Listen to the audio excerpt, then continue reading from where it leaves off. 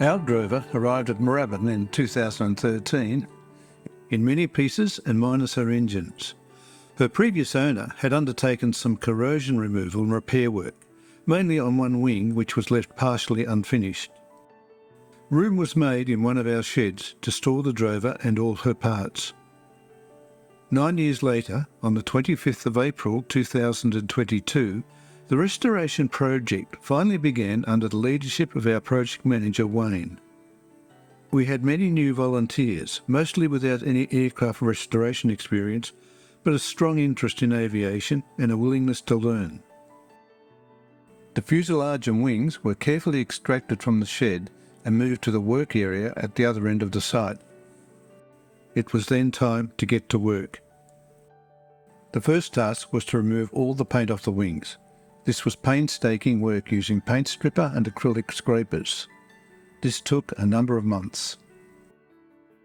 The fuselage also received the same treatment, where many different layers of paint proved very stubborn and difficult to remove. With good work by Andre, Bernie and Ashley, missing components were identified, fabricated and installed. Corrosion was removed from a number of areas, which were then treated. After the top side of the wings were painted, they were flipped over and paint stripping work started again. However, on the underside of the starboard wing, previous work had been left unfinished. Areas of new skin required riveting and missing hatches needed to be fabricated and fitted. After excellent work completed by Andre, the undersides of the wing were painted.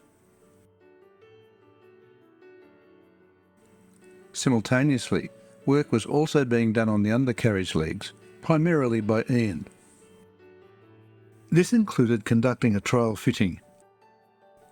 From early February 2023, the whole team was diverted for 2 months to finish the restoration of the Sycamore helicopter for the Avalon Air Show.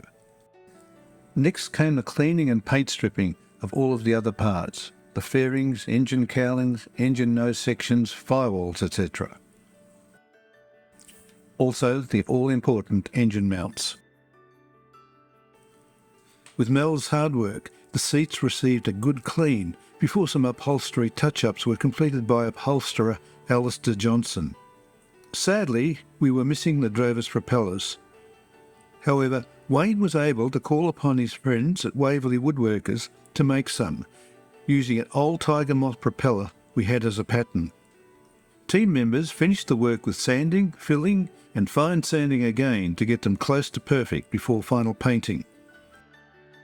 This was followed by some really difficult fiberglass work by Warwick in making the propeller cones from scratch.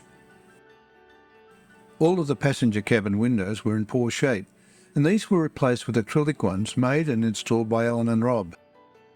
They also refurbished all of the interior lining. The cabin floor was also in need of a lot of work involving the removal, refurbishment, painting and reinstallation of the plywood floors, again by Alan and Rob. The cabin door was also in poor condition, especially the hinges, which were ably restored and then reinstalled by Richard. As our drover's service life started with the Northern Territory Medical Service for 6 years, followed by another 6 years with TAA, the decision was made to have the Northern Territory Medical Service paint scheme on one side and that of TAA on the other.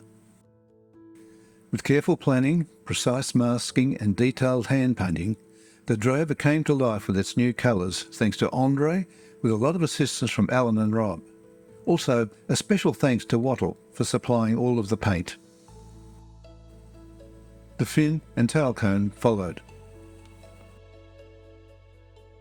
Normally, fabric-coloured control surfaces are removed from outdoor display for safekeeping until the aircraft can be displayed indoors. However, it was decided that for aesthetic reasons, in the case of the drover, we would have the rudder installed. After quite a search, the rudder was found without any fabric covering. 2 volunteers, Andre and Bernie, were chosen to learn the art of fabric covering under the guidance of the museum's chairman, Ashley Briggs.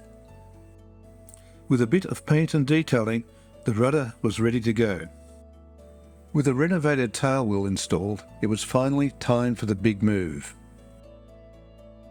On the 17th of July 2023, It was all hands on deck for the move and assembly, starting with moving the fuselage to its display site, followed by the starboard wing. The undercarriage was installed and the wing carefully guided into position before its wing bolts were inserted. Similarly, the port wing was put in place. At the end of the day, our drover was standing on her own legs and wheels. A couple of days later, the fin, tailplane, rudder and tail cone were fitted. The all-important engine mounts, to which all of the cowlings were attached, were installed by Alan, Woolley and Rob. We had made great progress and were almost there.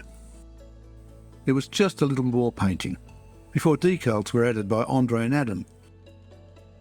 Many thanks go to board member Peter Anderson for providing them. For the propellers, custom-made mounts and shafts had to be fabricated. Complicated and exacting work by Ian and Greg.